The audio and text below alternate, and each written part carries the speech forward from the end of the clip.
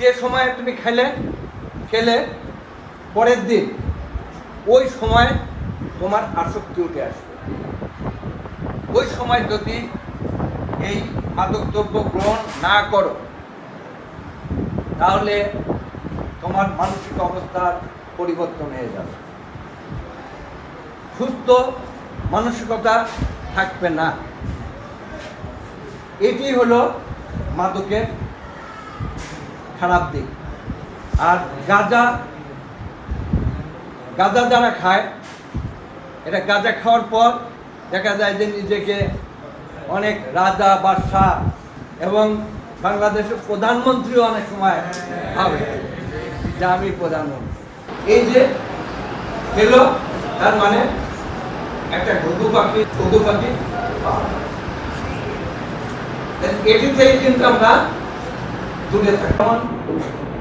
ইয়াবা বন্ধু করছে, পারিবারিক কারণেও অনেক সময় মাদক গ্রহণ করে যায়।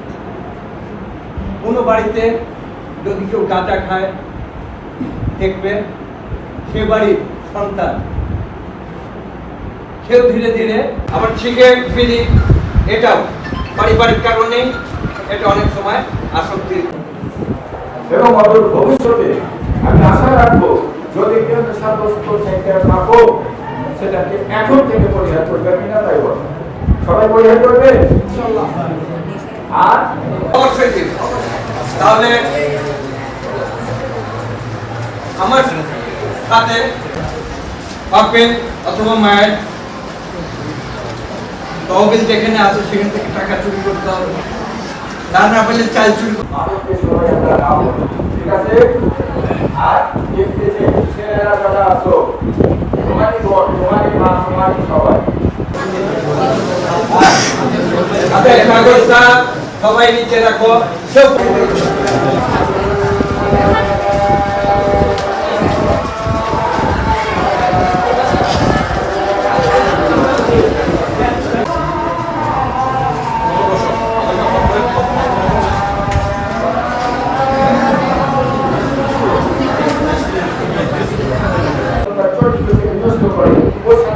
আরো কি একজনের সঙ্গ না দিলে কিন্তু তাহলে কিন্তু হবে না। তাই সময় কারোর জন্য বসে থাকে না, নদীর স্রোত বসে থাকে। যার জন্য